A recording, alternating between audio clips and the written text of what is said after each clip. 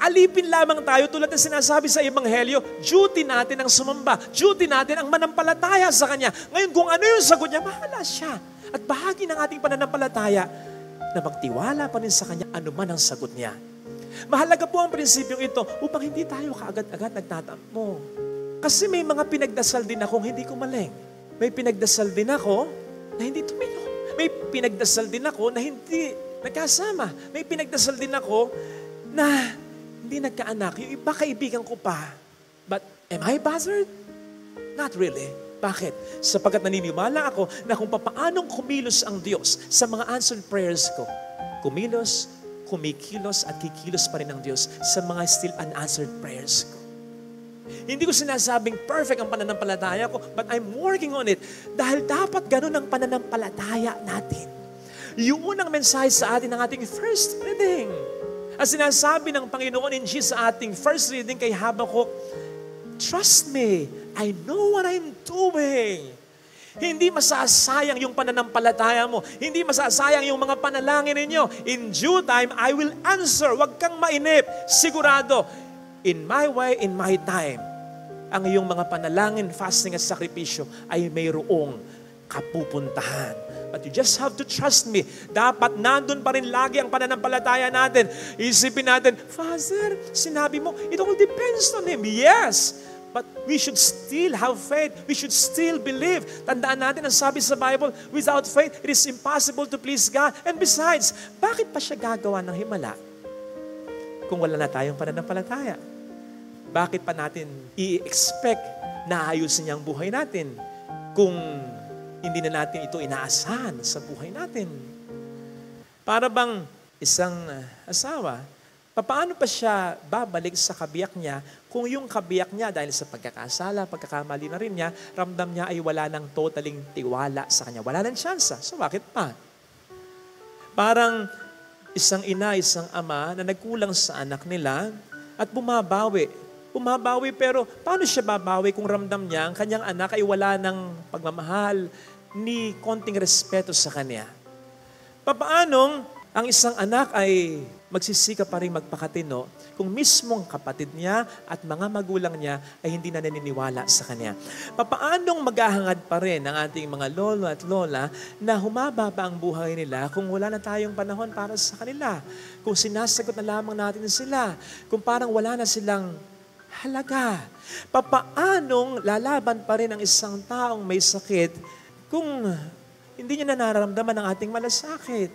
Paano pa rin siya lalaban kung feeling niya nakabibigat na siya at kung feeling niya pinagpapasapasahan na lamang siya? Paano natin isisiksik ang ating sarili sa buhay ng isang tao kung ang kanyang puso at ang kanyang isip para sa atin ay totally nakasarado? Siguradong magtatry pa rin yung mga yan. Magtatry pa rin yung mga yan, pero pamamanglawan ang mga yan. Kasi wala na eh. Kahit ang Panginoon na Diyos na nagkatawang tao, tandaan po natin at one point, in one instance, hindi siya gumawa ng maraming himala at milagro dahil sa hindi pagsampalataya ng mga tao. Tao pa kaya? Tayo pa kaya? Kaya sana, wag nating aalisin sa isang tao ang kahit kaunting pag-asa. Yung pagpaparamdam sa kanya na may mangyayari pang maganda sa buhay niya. Yung pagpaparamdam sa kanya, kung ito'y nagkasala, na meron pa tayong kahit konting tiwala at paghahangat na maganda sa kanya. Huwag nating aalisin yon. Dapat maramdaman ng taong concern yon. Sapagkat baka yun na lang ang pwedeng pagsimula ng himala sa buhay niya at maging sa ating pamilya. Mga kapatid, mahirap po ito. Pero I think naman, may dahilan kung bakit tayo itinanim ng Panginoon sa buhay ng mga taong yan. And vice versa, kung bakit sila itinanim sa buhay natin. Remember na ang Diyos ang pumili ng pamilya natin. So, ibig sabihin, may mission tayo, may obligasyon tayo, may tungkulin tayo sa mga taong ito. May dahilan kung bakit siya ang ina ng anak mo, kung bakit siya ang ama ng anak mo, kung bakit magkapatid kayo, kung bakit mga magulang mo ang mga ito. Kahit paano, humanap ka ng kahit konting dahilan at kahit konting pag-asa, magtira ka. Magtira ka. Sapagkat ang Diyos na ang bahalang gumawa ng himala mula sa iyong kahit konting itinira. Ito sana ang hiling nating biyaya sa ating banal na misa. After all, wala namang masyadong hinihiling ang Panginoon sa ating pagdating dito. Siya naman talaga kasi ang gagawa ng milagro. So kahit pagod ka na, kahit naiinip ka na, kahit nahihirapan ka na, tandaan mo, our Lord Jesus Christ, our God is not bound by time. Sa isang idlap, kahit yung konting pag-asa na yan, pananampalataya na yan, pwedeng gumawa siya ng himala. You see, hindi ka nagbabayad ng insurance dahil gusto mong magkasakit ka, dahil gusto mong malugi ka, dahil gusto mong mamatay ka. Hindi. Pero alam mo kasi sa sarili mo that we live in this imperfect world. Sabi ko nga kanina, may kalayaan ng tao. Pwedeng kahit nag-iingat ka, mapahama ka pa rin. Nag-iingat ka sa pagdadrive, yung kasalubong mo, hindi. Hindi ka nagdadrive ng lasing, yung kasalubong mo, nagdrive ng lasing, nagkabanggaan kayo, yun. Nagtitipid ka, makakagasta ka. Hindi ka gumagawa ng problema, yung mahal mo ang gumawa ng problema. Aakuin mo sa iyong sariling problema. Ito na yun, na hindi mo kontrolado talaga. Nagbabayad ka ng insurance, hindi para mangyari yan, kundi upang pag nangyari na yan, meron kang maasahan. At yung inaasahan mo na yon, hindi mo gustong kunin yon. Kasi ibig sabihin, pag kinuha mo yon, may problema ka na pag gano'n. Basta nandyan lang yan. Mga kapatid, ang providence, provision ng Panginoon, higit pa dyan. Kasi kahit wala pa yung problema, eto na may mga biyaya, may mga pagpapaala na. Pero oras na nagkaroon ng problema, doon niya ibibigay ang mas dagdag, mas ibayong grasya. Na yung mga bagay na meron tayo, na yung mga tao sa buhay natin, mas pag-iigtingin pa niya ang mga yan. Mas magkakaroon ng isip, yung mga mahal mo, mas magkakaroon ng pagkakaisa sa pamilya niyo, mas tatatag ang pananampalataya, mas makikita mo yung mga inipon mo, ito aasahan mo na. Yung mga bagay na hindi mo napapansin dati, mapapansin mo sapagkat ito ay malaking tulong ngayon sa problemang kinakarap, etc., etc. Higit pa yan, meron pa siyang idadagdag na mga biyaya upang iyong makaya. Hindi nga ba't sa insurance, yung matatanggap mong benepisyo, depende lang din sa binigay mo. Diba? Pero hindi ganun ang sinasabi sa Ebanghelyo. Sa kakaunting isda at sebadang tinapay, ang ibinigay ng Panginoon ay sobra-sobra. Hindi lang ayon sa pangailangan mo, kundi higit pa ang matatanggap mo. Kaya sana mga kapatid, huwag tayong mapagod sa pagdarasal. Patuloy tayong mag-ingat na makaiwas tayo sa mga problema. Pero sa oras na mangyari, tandaan mo itong napag-usapan natin ngayon. Kakayanin mo. Kasi may grasyang magmumula sa Panginoon at sa Diyos na kahit wala pa yung problema, ay binibigay mo na ang buhay mo. Ito sana ang hilingin nating biyaya sa banal na misang ito. Gustong-gusto ko yung napanood kong isang sipi sa speech ni Gwyneth Marie Vasquez ng Ateneo de Davao, isang valedictorian sa kanyang speech. Na ikwento niya kasi na sa lahat ng mga nag-congratulate sa kanya, may isang nag-congratulate sa kanya na nahirapan siyang replyan talaga. Ito'y si Weweng, grade 12 student na nakilala niya sa isang liblib na lugar sa Davao. Nung siya'y mag-exposure ng 2 buwan, naging close siya sa batang yan. Ang sabi daw kasi sa kanya ay, sobrang nakaka-inspire ka ate. Sana balang araw, matulad din ako sa'yo. Pero kahit hindi na valedictorian, ang mahalaga, makapagtapos ako. Alam niyo yung reply niya kay Weweng? Ganito, nothing is impossible, Weng. Basta magsikap ka lang at mag-focus ka lang sa kung ano ang gusto mong makamtan. Nandito lang ako, magsusuporta sa iyo. Kung bakit nahirapan siyang mag-reply ng una at kung bakit kahit nakapag-reply na siya ay nahihirapan pa rin siya sa mga salitang binitawan niya. Bakit? Kasi ang sabi niya, Weng, magsikap lang. Ang sabi niya, Weng, mag-focus lang. Maabot mo yung pangarap mo. Alam ni Gwyneth, magsikap man ang magsikap si Weweng. Siyempre, pinagpe-pray niya, maabot ni Weweng ang pangarap niya. Pero alam ni Gwyneth, kumpara sa kanya, mas mahihirapan si Weweng talaga. Kasi siya, okay ang kanyang pamilya. I mean, may magandang kita ang mga magulang niya, natutustusan siya. Hindi niya pinoproblema yung matrikula niya. Nakatira siya sa isang maayos na dorm, okay yung mga gamit niya, Ateneo siya. At ang focus lang talaga niya ay mag-aral lang. Wala nang iba, focus talaga. Si Weweng, mahirap lang. Ang mga magulang ni Weweng, arawang nagtatrabaho sa maisan. At ang focus ni Weweng, hindi pag-aaral lang. Gustuhin man niyang makapag-focus sa pag-aaral, hindi pwede. Kasi kailangan niyang magtrabaho din sa maisan, paminsan-minsan, para tulungan ang kanyang mga magulang. So you see, yun yung reluctance sa party ni Gwyneth. Pero ang maganda dito sa speech ni Gwyneth, na-appreciate niya in a very good manner kung gaano siya ka-blessed.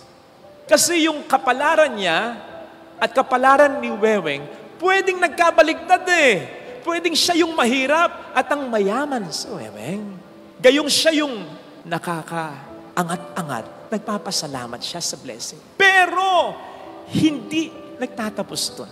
Kasi naistorbo siya. Gusto niyang tumulong sa mga tulad ni Weweng. Kasi naranasan niya at na-realize niya ang buhay ay hindi patas talaga. Totoo naman yan eh. Lagi nating sinasabi, we are all in the same boat. I don't think so. Palagay ko, we are all in the same storm. Lahat tayo binabagyo ng problema. Pero wag mong sabihin, magkakaparehas tayo ng sinasakayang bangka sa karagatan ng buhay habang tayo binabayo ng bagyo ng problema. Sabi ko nga minsan sa sermon ko, yung iba sa atin, ang bangka, cruise ship. Yung iba sa atin, ang bangka, speedboat. Yung iba sa atin, ang bangka, jet ski. Yung iba sa atin, ordinaryong bangka, pero may katig, matatag. Yung iba, may bangka, walang katig, hindi na matatag. Uuga-uga na. Yung iba sa atin, nakabalsa na lang. Yung iba sa atin, naka-styrofoam na lang. Lulutang-lutang na lang. Konti na lang. Lulubog na. Kaya wag nating sabihin, we are all in the same boat. Sabi ko nga kahapon, umuulan. Lahat tayo naapektuhan ng ulan. Pero magkakaiba tayo ng kalalagayan. Marami sa atin secured habang umuulan. Pero may mga kapwa tayong ginikinaw at nababasa dahil sa ulan. Gumamit pa tayo ng isang paglalarawan. Lahat tayo may pinagdaraanan na problema sa buhay. Ang sabi nga nila, huwag mong tambayan ng problema pagdaanan mo. Okay yun. Pero hindi lahat tayo pare-pareho ng paraan sa pagdaan sa problema. May mga dumadaan sa problema, nakasasakyan, 4 wheels pa, bulletproof pa, mayaman eh. Tapos kasama pa niya, ang support system niya, ang pamilya, kumpleto, barkada niya. Naku, kayo dali na dumaan sa problema. Pero yung iba sa atin, naka-jeep, hindi aircon. Yung iba sa atin, naka-tricycle. Yung iba sa atin, naka-motor, nakakarag-karag. Yung iba sa atin, naka-bisikleta, na flat pa. Yung iba sa atin, dumaraan sa problema, naglalakad na lang, nakatapak pa. Yung iba sa atin, gumagapang na, malampasan lang yung problema habang siya'y nag-iisa. Kaya alam po ninyo, habang pinagninilayan ko ito, naisip ko, hindi yata laging totoo yung kasabihan para sa lahat ng tao, yung magsikap ka at maabot mo ang iyong pangarap. Lumaban ka lang ng lumaban at ikay magtatagumpay. Huwag ka lang susuko at ikay mananalo the way you want. Magiging mahirap, lalong-lalo na kung ang sitwasyon mo ay mahirap tulad ni Wewe. Mangyari man, pahirapan. Because life is not fair. Tingnan po ninyo yung sabi ni Weweng, kahit hindi na valedictorian, makapagtapos na lang. Kasi kahit gusto niyang maging valedictorian din naman, alam niya na siya'y mahihirapan. Unless siya'y tulungan. By the way, praise God, si Weweng ay Atenista na ngayon. Dahil sa speech ni Gwyneth, marami ang nagtulong-tulong. Nandun na siya sa Ateneo de Davao. Mayroong kumukup-kup sa kanyang pansamantala habang nag-aaral siya sapagkat malayo ang bahay nila. Tingnan nyo naman, kapapasok pa lang, ngiting tagumpay. Kahit hindi pa niya naabot ang kanyang mga pangarap sa buhay, bakit alam niya? Kumpara dati, ngayon, mas malaki na ang kanyang tsansa na maabot ang pangarap niya. Bakit? May mga tumutulong na sa kanya. Alam niya, mas may laban-laban na siya sa buhay kasi nabawasan na yung kalaban niya. Ang hirap kaya yung lumalaban ka sa buhay, patong-patong yung nilalabanan mo. Hindi pa natatapos yung isa, meron na namang isa. Ang hirap lumaban na parang walang katapusan yung kalaban. Napanood niyo yung John Wick, lalong-lalo na yung 3, o diba? Hindi maubos-ubos yung kalaban mula una hanggang huli. Kahit naman hindi siya namamatay, tingnan niyo naman, nakaganon na. Napapagod din naman. Ako nga, pinapanood ko lang siya, napapagod na ako Siya pa kayang lumalaban? The point is, mahirap yung laban ng laban, walang katapusan. Kahit gaano kakalakas, mapapagod ka rin naman.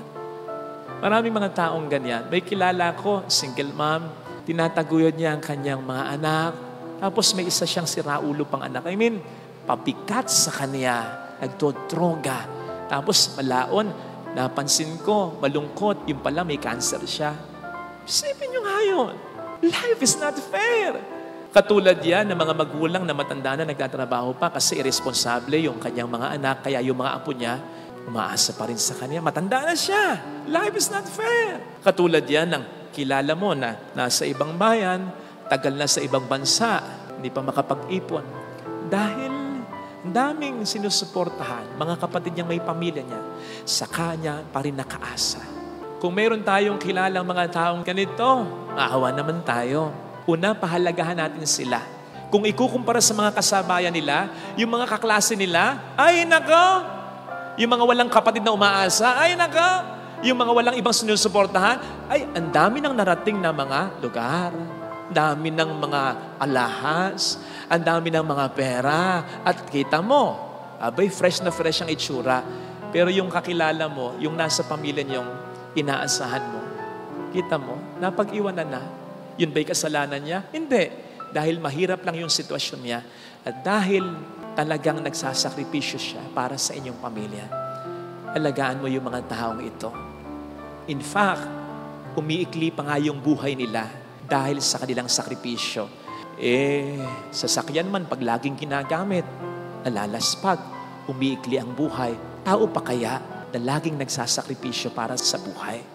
Kapatid, ikarangal mo yung mga taong ganyan at alagaan. Huwag nang bibigyan ng sakit ng ulo. Sabi ko nga, naka-styrofoam na lang yan, lulutang-lutang, gumagapang na lang yan. Baka kahit isang ipot na lang ng ibon, mabuwal na yan. Huwag mo bibigyan ng sama ng loob, ng sakripisyo. Yun palang malaking tulong mo na sa mga taong ito. Sabi ko nga, kung po pwede lang magka-ID yung mga taong yan upang sa lahat ng kanilang mga bibilin, may discount. Upang kapag may mahabang pila, mauna na sila para lang huwag makadagdag pa sa mga laban ng buhay nila. Pero hindi natin alam kung sino sila. The best thing, let us always be kind with anyone. Kasi hindi mo alam kung ano ang pinagdaraanan yan. Pwedeng may problema ka rin tulad niya, pero po pwedeng mas mahirap ang sitwasyon niya. Para lang nakakita ka sa FB post na picture ni Kristo at ang sabi doon ay i-post mo para ma-bless ang buhay mo. Ipo-post mo. Pero bakit? Para ma-bless ang buhay ko. Ayun! Hindi dahil sa love mo talaga si Kristo. Bagamat sinasabi mong una ang Diyos sa buhay mo, dahil hindi mo pa nakukuha yung gusto mo, ang ibig sabihin nun, hindi talaga siyang una sa buhay mo. Ginagawa mo lang siyang una. Pinagmumukha mo lang siyang una sa sarili mo dahil meron kang gusto.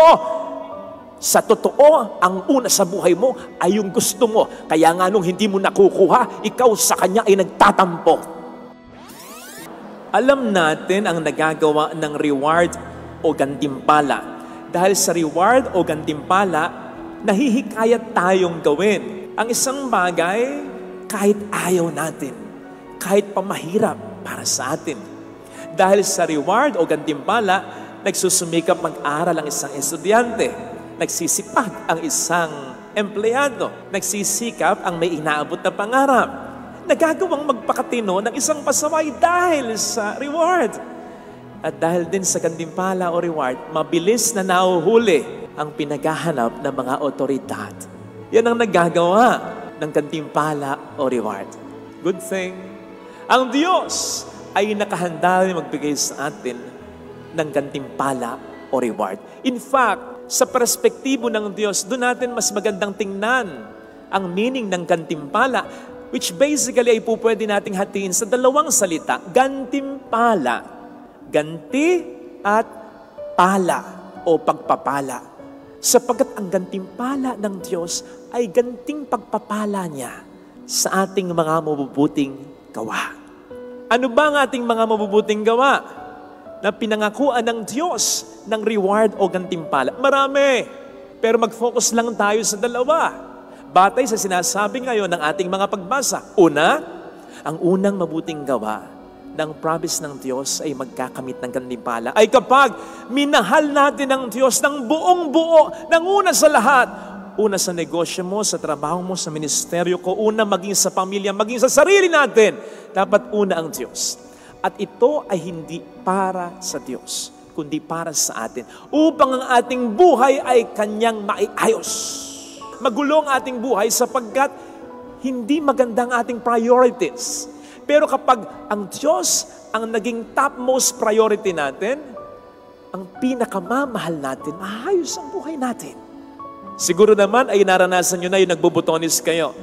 Yung nauna yung Lunes kaysa sa Linggo. I mean, yung nabutonis nyo, yung unang button, dun sa pangalawang butas ng inyong damit. Sa una, hindi mo mahalata na ganyan ka pa. Ganyan, nanonood ka ng It's Showtime o kaya ng It. Hanggang sa makapamon sa huli yung huling butones. Wala nang butas. Tingin kang gano'n. Nakaw! Namali yung unang butones. Namali yung unang suksukaw. Kaya mali na lahat. Hindi na tama lahat. Pero kung nauna ay tama, tama na rin, maayos ang lahat. Ganon ang mangyayari.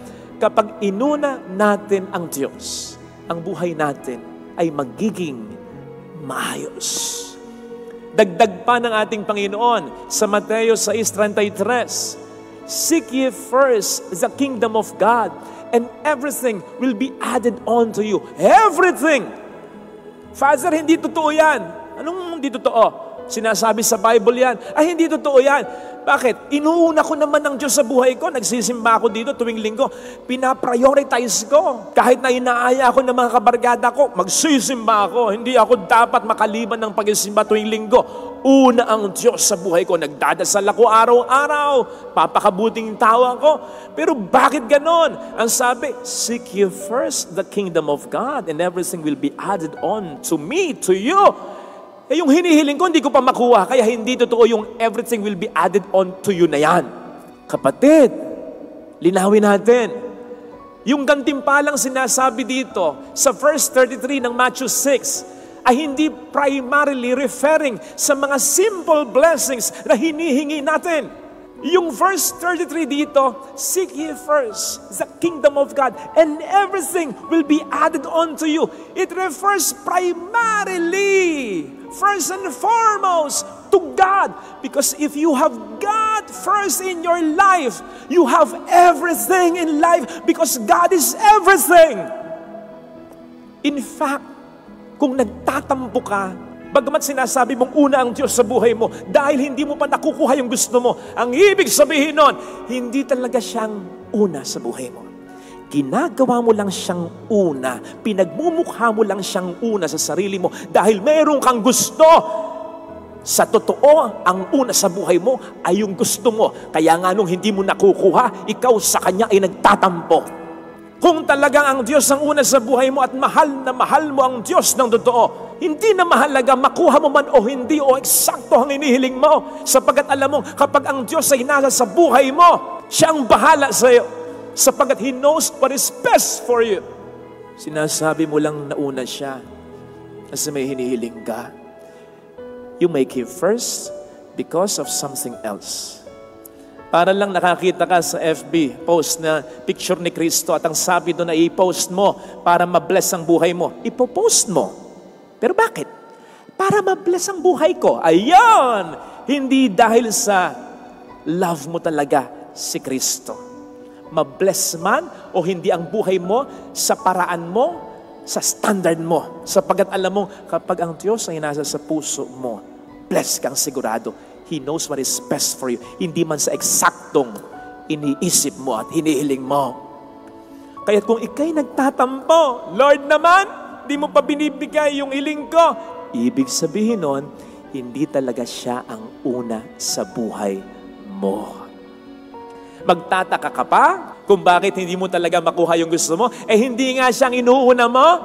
Yung sabi nga ng isang bakla sa kanyang nobyo, kuno, mahal mo ba talaga ako?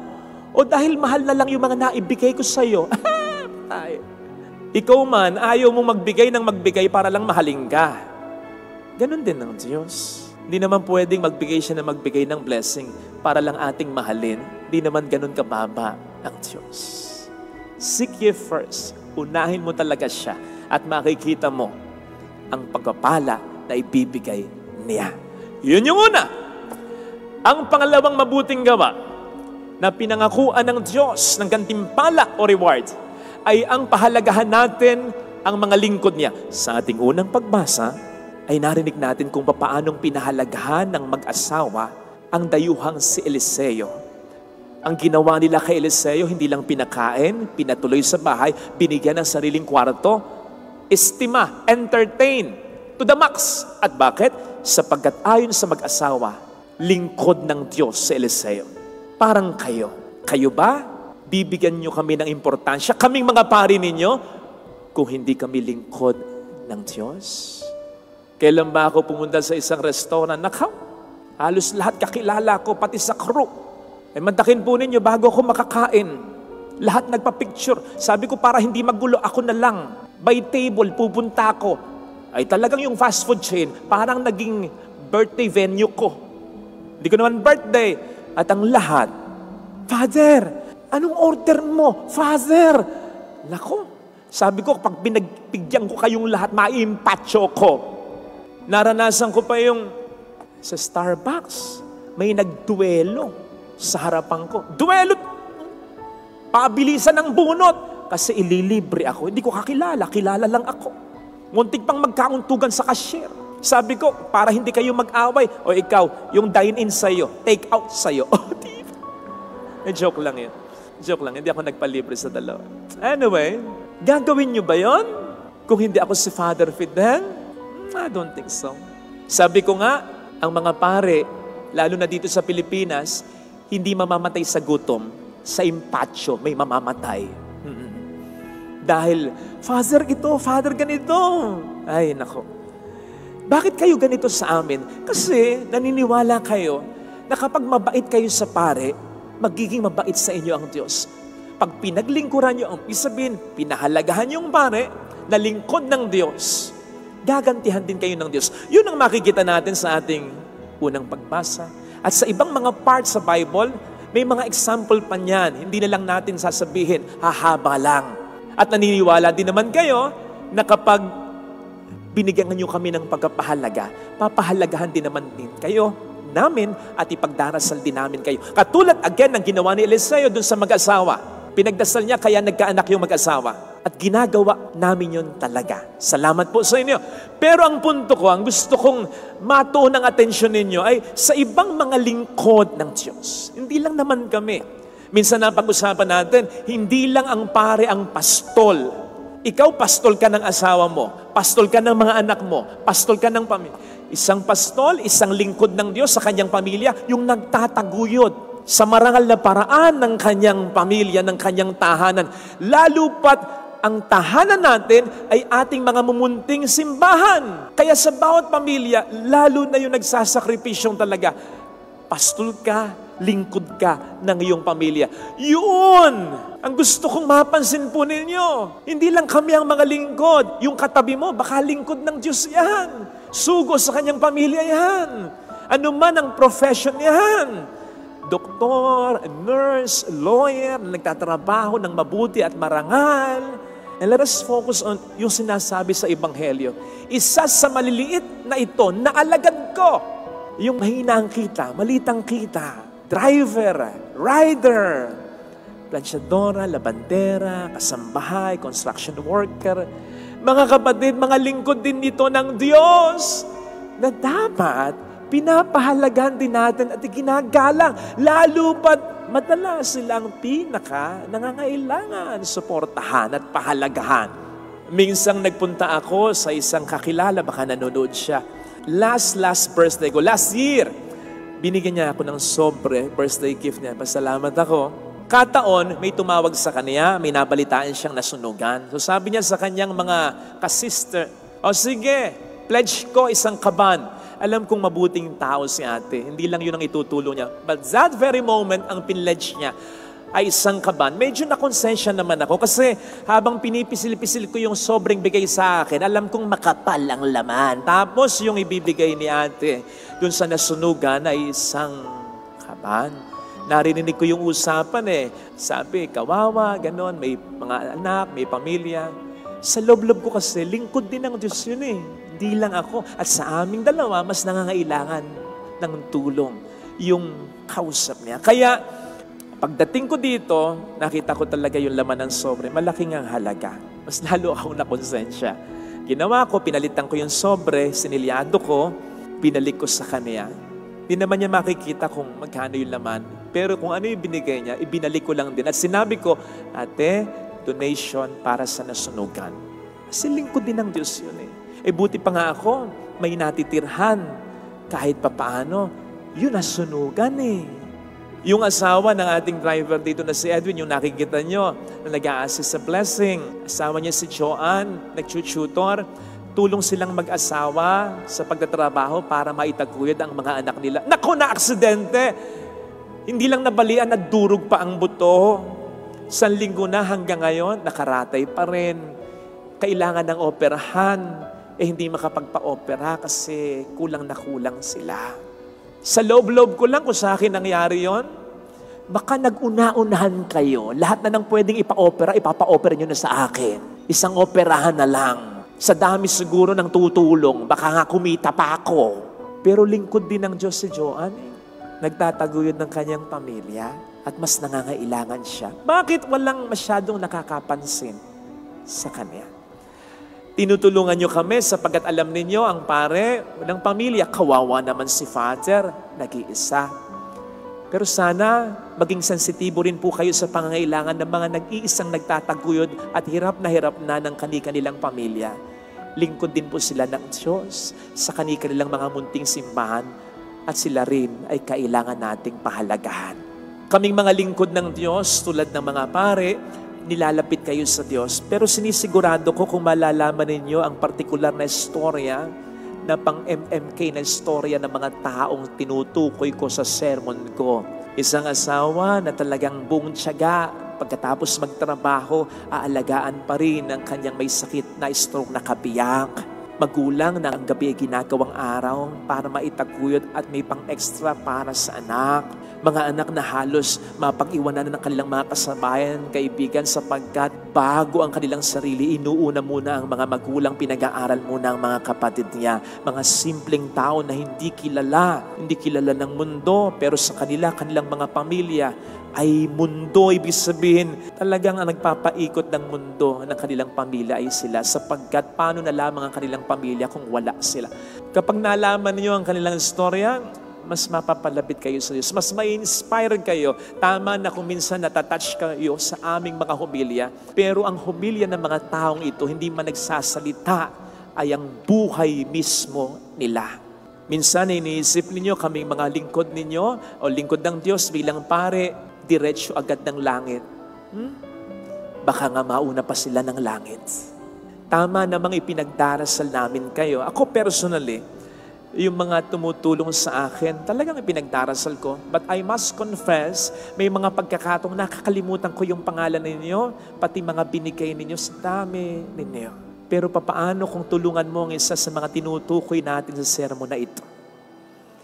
Sila nakakaunti ang tumutulong. Sinisigurado ko sa iyo, baka ikaw lang ang ipagpasalamat nila sa Diyos tuwing na, Lord, bahala ka na sa Kanya. Ikaw na po sanang gumante sa kabutihan niya.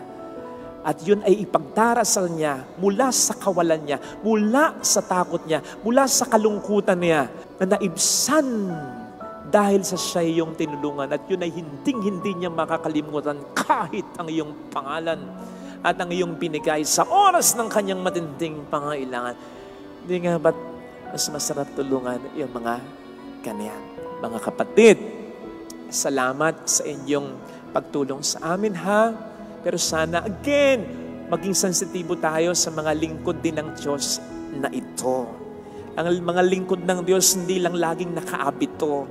Minsan, yan yung kasama mo sa trabaho, yung sales lady na makakasalamuha mo, yung bukas na makikita mong mga gulanit ang suot ng mga construction worker, pag uwi nun sa kanilang pamilya, dinadakila sila. Iba yung pagkadakila sa kanila sapagkat iba yung sakripisyo nila. Kaya sana, pahalagahan din po natin sila. Ngayon, kung ikaw naman itong tinutukoy ko kanina pa, kung ikaw ang lingkod ng Diyos para sa iyong pamilya, kung kaming mga pari ay hindi pinababayaan ng Diyos, ikaw pa ba? Lalo pat alam niya, nakakaunti ang tumutulong o walang tumutulong sa iyo. Magtiwala ka, mas lalong aatensyonan ka niya. Ito sanang hilingin nating biyaya sa ating banal na misa sapagkat ang Diyos ay kilala ang mga lingkod niya at alam ang sakripisyo nila. God won't be God if He does not know how to take good care of His business. Kung ikaw na negosyante, inaalagaan mo yung mga nagtatrabaho sa iyo, ang Diyos pa ba? Alam niya ang mga lingkod niyang nagtatrabaho sa Kanya upang ipalaganap ang kabutihan niya.